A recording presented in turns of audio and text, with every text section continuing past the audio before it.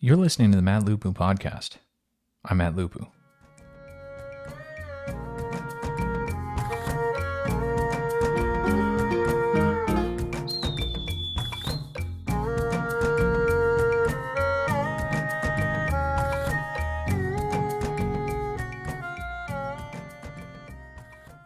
I've always been struck by how important material objects inform one's sense of history.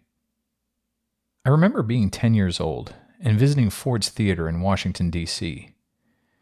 For any of you who haven't had the opportunity to go, the theater, which was the site of the assassination of Abraham Lincoln, is converted into a kind of living museum.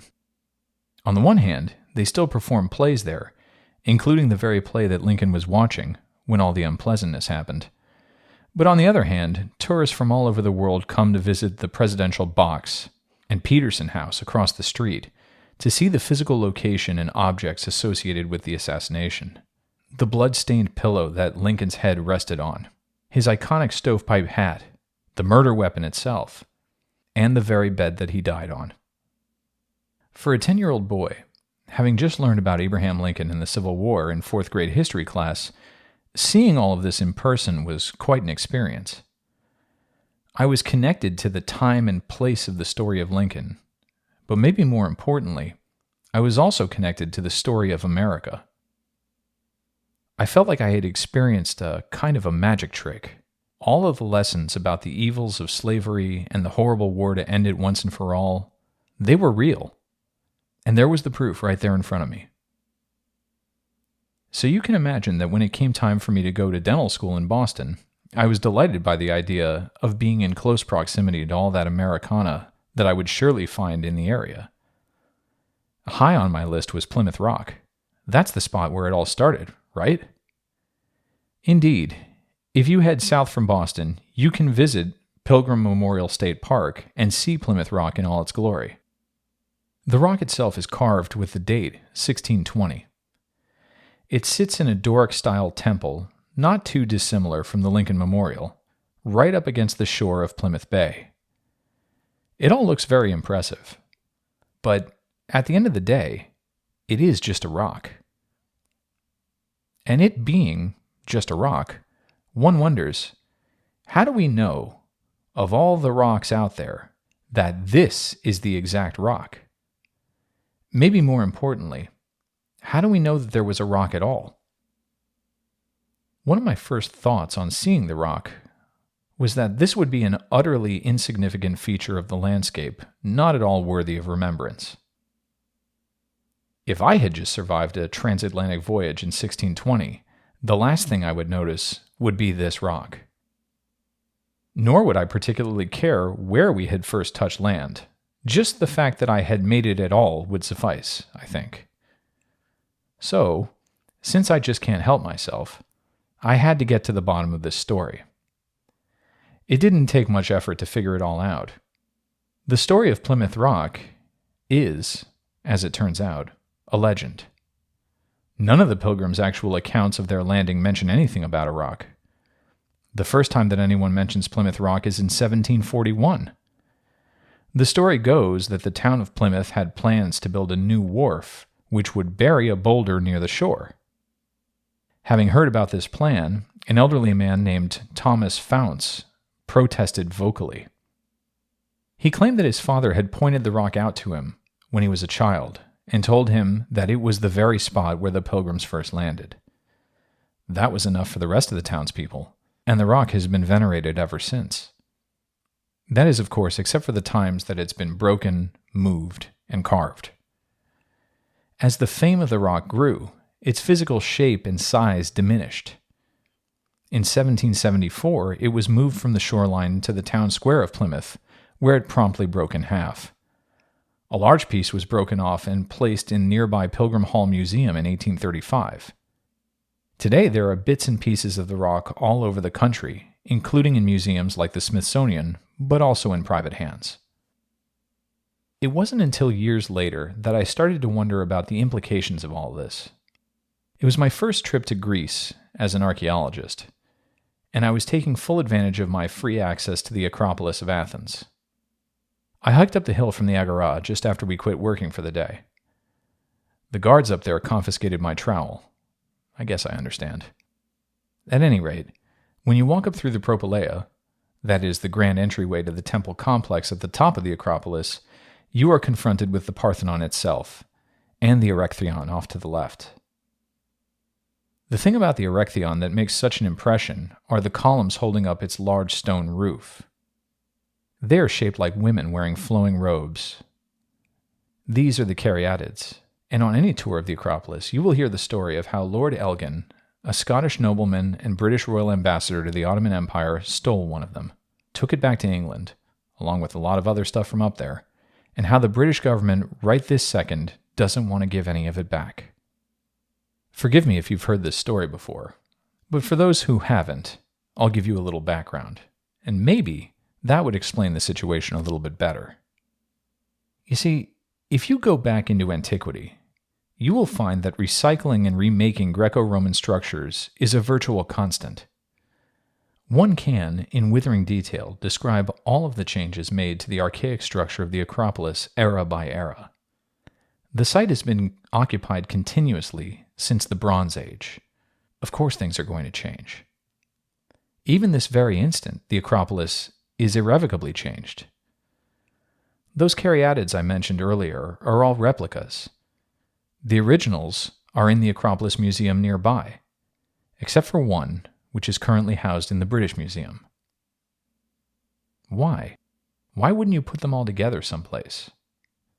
Well, you see, the Acropolis hadn't been faring very well by the time that Thomas Bruce, the 7th Lord of Elgin, was born in 1766. A mere 80 years before he was born, in 1687, as part of a series of wars between Europe and the Ottoman Empire, Athens found itself in the crosshairs. The Ottomans had occupied the Parthenon on top of the Acropolis and loaded it with gunpowder. Incidentally, they did this thinking that no one would dare fire a cannon into this building, given how significant it was in the Western mind. But they miscalculated, and a Venetian cannonball blew up half of the building. That's why famously you can see how the columns on the side of the building are particularly absent. After that episode of violent destruction, neither the Ottomans nor the Greeks alive at the time were particularly interested in repairing the building, or its upkeep. The only reason that it had survived into the 18th century at all was because it was converted from a pagan shrine into an Orthodox church, and then when the Turks took the city, a mosque. By the time Lord Elgin first visited, it was a ruin surrounding a much newer mosque. Now, none of that answers the question why Lord Elgin would want to take any of the sculptures away from these ruins. The answer to that question lies in a particularly British phenomenon called the Grand Tour. I don't mean to pick on the British here, since the custom of the Grand Tour would eventually spread to other countries, but it seems to have gotten its start in England in the mid-17th century, right around the time that the Parthenon met with its unfortunate accident. The idea of the Grand Tour was to act as a kind of finishing school for young British aristocrats. Keep in mind that these were the days before a formalized education system. If you were a young aristocrat, your education, mostly in the classics, but also a smattering of math and science, would be primarily at home on your estate until you were old enough to finally go on this trip as a kind of finishing school. What started as a cool trip eventually spread through the entire aristocratic class as a necessary signal to other aristocrats that you were, in fact, part of the club.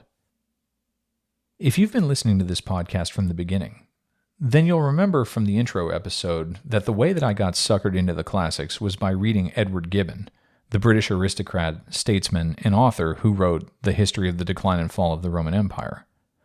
Well, he was also a grand tourist in his youth, and he had this to say about the experience. Quote, "According to the law of custom, and perhaps of reason, foreign travel completes the education of an English gentleman." How's that for a ringing endorsement? So what did these grand tourists do on their trip? Well, I'm glad you asked. Ostensibly, the experience was supposed to provide an opportunity for young aristocrats to have access to the great libraries of Europe. But in reality, the grand tourist only stopped briefly at them. Most of the time was occupied with introductions into the high society of whichever country they were currently visiting. A typical grand tourist would leave England for France and spend his time there learning French and cavorting with other aristocrats in Paris before continuing on to the Alps. After an arduous crossing, the first stop would be Turin. It wasn't uncommon to travel by coach with a retinue of servants and a so-called cicerone, or a local guide well educated in Roman history and culture as well as Renaissance art. At each city the tourist approached, he would spend time in galleries taking the artwork of the Renaissance masters, as well as the remains of Roman structures that were still standing. In the age before regular rail and air travel, you can imagine how spectacular a journey like this would have been. It was truly a once-in-a-lifetime experience, and given the constraints of aristocratic society, it was imperative that the trip produce tangible results. Things like portraits of the young milord dressed in local fashions with the Italian countryside for a backdrop, but also sculptures, both modern and ancient. In fact, if you think about a Hollywood movie version of A Gentleman's Study, you might imagine a wall of bookshelves with a rolling ladder and perhaps a white marble bust used as a bookstop. The Grand Tour is where that stereotype comes from. Everyone who went needed a piece of Roman sculpture to decorate the drawing room or library back home in their great pile or country estate. It was like shorthand to any guest that you might entertain that you had been on the tour, but it was also a result of that very human desire to touch and hold the past. Those grand tourists buying busts of famous and anonymous Romans alike must have been feeling much the same feelings that I had looking at Lincoln's hat when I was 10. All the stories were true, and here was the proof. Now, imagine Lord Elgin's position. He never went on the Grand Tour, but he was certainly acquainted with the tradition, and must have seen the results of several generations of grand tourists in the great houses of his peers. He had the usual aristocratic career. After his university education in Paris, he joined the military, where he served as an officer. From there, he began a diplomatic career, serving first as diplomat to Austria, then to Belgium, then Prussia. In 1799, he was appointed as ambassador to the Ottoman Empire. At this point, I should probably mention how extraordinary this opportunity would be for a Scottish aristocrat with an interest in education in the classics. The reason that the Grand Tour became popular in the mid-1600s, and not before, was because that was when the Peace of Münster was signed, ending the 80 Years' War. That conflict was a revolt of 7 provinces of the Netherlands against the Spanish Empire. And since the Netherlands held the main ports of entry into and out of continental Europe, if a Brit wanted to leave England for the continent during that 80-year span, it would have put him directly in the middle of a war zone. Now consider the state of diplomacy between the Ottoman Empire and the rest of Europe. The Ottoman Empire spanned from Algeria in the west to the borders of Austria in the north and to Iran in the east. This territory would be virtually impossible for a Westerner to visit, unless, of course, you've been appointed as ambassador to the Ottoman Empire. I should make a little caveat here. As difficult as it was to travel from England to Ottoman territory at the time, there were other British people that managed to get into Ottoman Greece, most famously Lord Byron, the poet and hero of the Greek Revolution. Lord Byron attempted the usual itinerary of the Grand Tour only to be forced away from most of Europe by the Napoleonic Wars. That, and a desire to flee his creditors, is what led him to travel into Ottoman territory. But I digress. Lord Elgin's diplomatic post was in Constantinople, the capital of the Ottoman Empire at the time. Before he left England for Constantinople, Lord Elgin asked the British government if they would be interested in hiring artists and architects to sketch and make plaster casts out of the remains of the Parthenon in Athens. From Lord Elgin's perspective, this quick detour would be of minimal effort and produce cultural and artistic rewards beyond imagining. The government, however, politely declined. So, Lord Elgin hired a team of artists himself. His chief artist was the Neapolitan court painter Giovanni Lucieri. The team went ahead of Lord Elgin, and began documenting the remains of the Parthenon in the summer of 1800. For the first 9 months, the artists were not allowed anywhere close to the Parthenon, nor the Acropolis. That's because the area was the site of the main garrison for the city. It was part army base and part religious complex, as the Turks had rebuilt the mosque in the center of the Parthenon. Also keep in mind that the entirety of the Acropolis was inhabited at the time, with several houses having sprung up on the site over the centuries. Had Elgin not been in his position as British ambassador to Constantinople, and had Napoleon won the war, what happened next would probably have been impossible.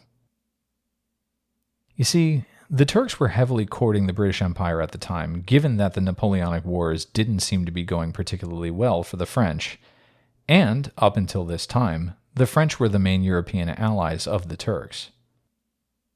One of the various gifts that the Sultan gave to Elgin, to help convince him to cement an alliance between the two powers, was a firman, that is, a royal permission to allow Elgins Artists to make plaster casts of and draw the Parthenon friezes and associated sculptures still standing and attached to the building. When Elgin's agent arrived in Athens with the firman, he presented it to the voivode, or the military governor of Athens. He, in turn, allowed Elgin's men to do whatever they wanted. This part is particularly controversial.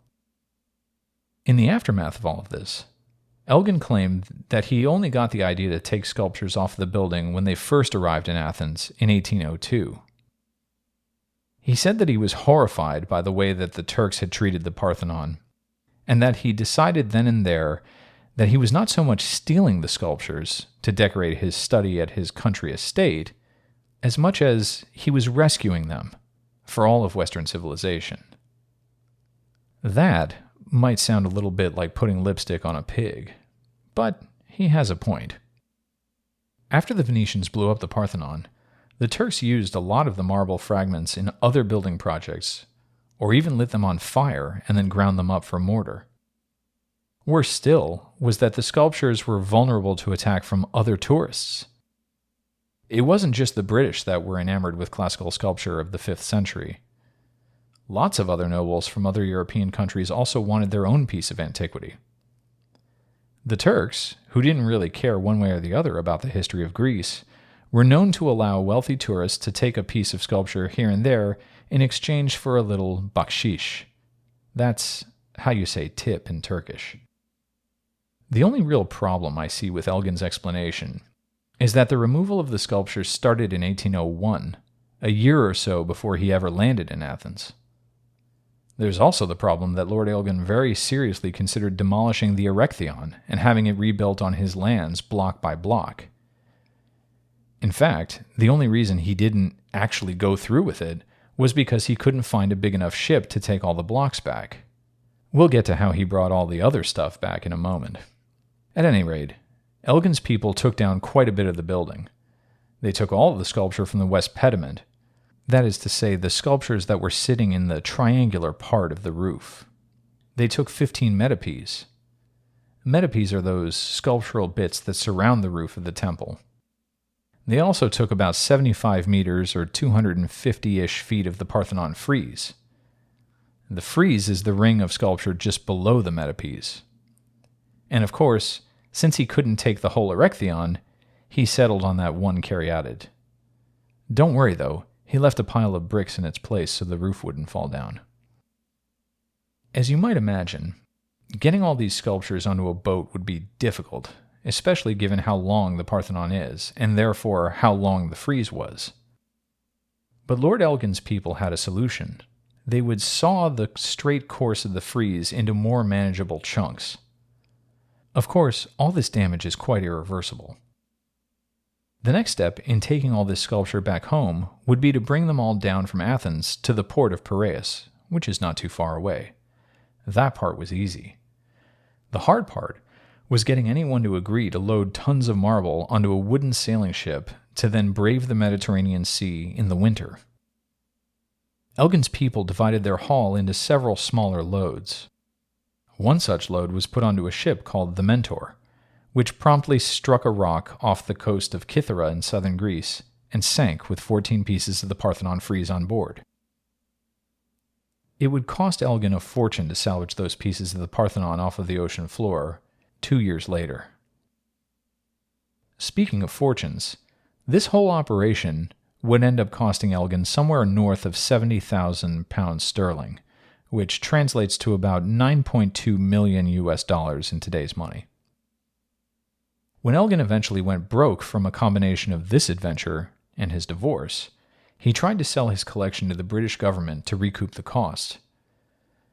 The British Museum wound up buying the marbles from him for a mere £35,000. So much for Lord Elgin. As for the marbles, they're still in the British Museum. For a long time after, it made sense that they shouldn't be repatriated to Greece. Firstly, the Greeks would only get their independence from the Ottomans in 1833. For quite some time after that, the Greek economy was ruined. During this period, the Brits could argue legitimately that they were keeping the marbles safe. It should also be noted here that during the Greek War for Independence, the Ottomans would once again use a famous building on the Acropolis as a gunpowder store. This time, it was the Erechtheion. At one point, the besieged Turks on the Acropolis tried to strip the lead out of the remaining columns on the Acropolis to cast more bullets. The Greeks famously offered the Turks some of their own if it would stop them from further destroying the complex. Eventually, when things had settled down, the Greeks would build a museum for all of the monuments on the Acropolis, but only in 1874. But things did settle down, and England sort of lost their right to credibly claim that they were in fact protecting the Elgin marbles. A few different attempts were made at cleaning the Elgin marbles. In 1838, Michael Faraday, the famous scientist who invented the Faraday cage and discovered benzene, was asked by the British Museum if he could invent any way to clean up the Elgin marbles and restore their original white luster. You can't see me doing it, but I'm using air quotes for original, because we know from multiple other examples that all the Elgin marbles would have been painted in various shades of blues and reds, but whatever. Faraday first used a sponge and soft cloth to get rid of all of the coarsest dirt. Then he used abrasive powder and rubbed it into the marble, which quickly discolored it. After that, he tried a series of chemicals. Let's listen to what he actually had to say. In his own words, he used, quote, alkalis, both carbonated and caustic. These quickened the loosening of the surface dirt, but they fell far short of restoring the marble surface to its proper hue and state of cleanliness. I finally used dilute nitric acid, and even this failed. The examination has made me despair of the possibility of presenting the marbles in the British Museum in that state of purity and whiteness which they originally possessed. But maybe the most egregious attempt to clean the marbles was made in 1937. At that time, Lord Joseph Duveen, an influential art dealer, decided to finance a new gallery to display the Elgin marbles. He ordered a group of masons working on the project to physically scrape off the patina that the marbles had naturally acquired over the centuries, again, so that they would be a more brilliant white when they were displayed in their new gallery. This little episode resulted in yet more damage to the marbles. Now, I don't want to come off as being too harsh on the Brits. You see, back in Athens, the remaining sculpture not taken by Lord Elgin didn't really fare much better. Years of acid rain and pollution resulted in heavy damage to them as well. At a certain point, it became clear that if the remaining sculptures were to be preserved, they would have to be removed from the remains of their buildings and put inside a museum. The Greek government started restoring the Acropolis in 1975, and they've never stopped. In 1993, the Greeks removed the remaining sections of the West Parthenon frieze and put them in the Acropolis Museum. Now, the big question. Should the Elgin marbles be returned to Greece? My first instinct is to say, yes, of course they should.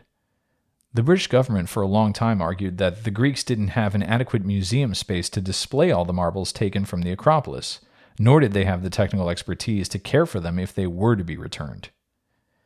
In response to that argument, The Greeks built a new Parthenon museum to the tune of $175 million, which opened in 2009.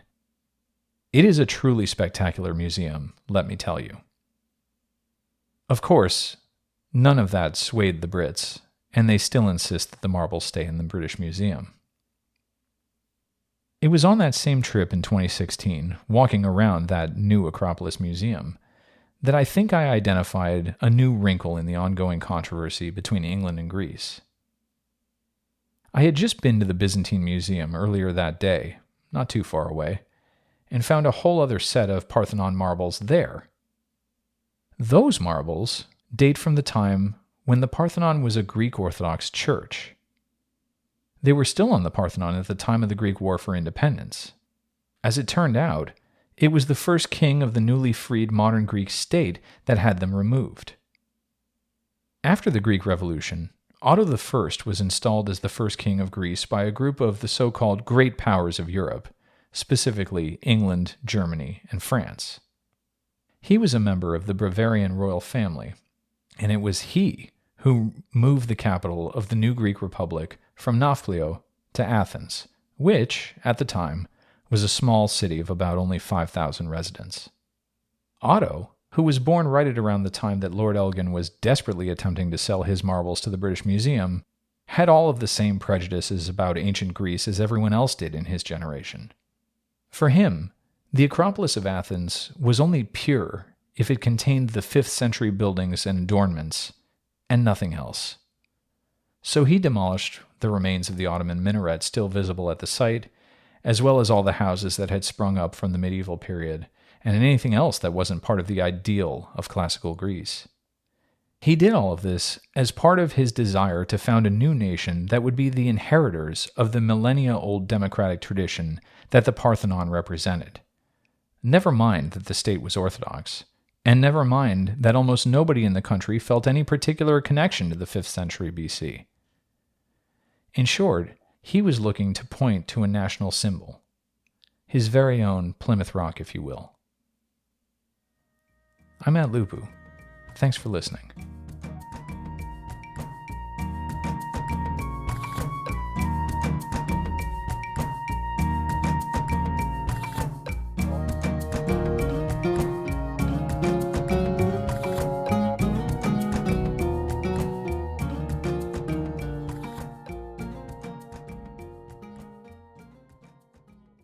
If you like the show, please be sure to like and subscribe on YouTube, and remember to leave a review on Apple Podcasts or wherever you get your podcasts.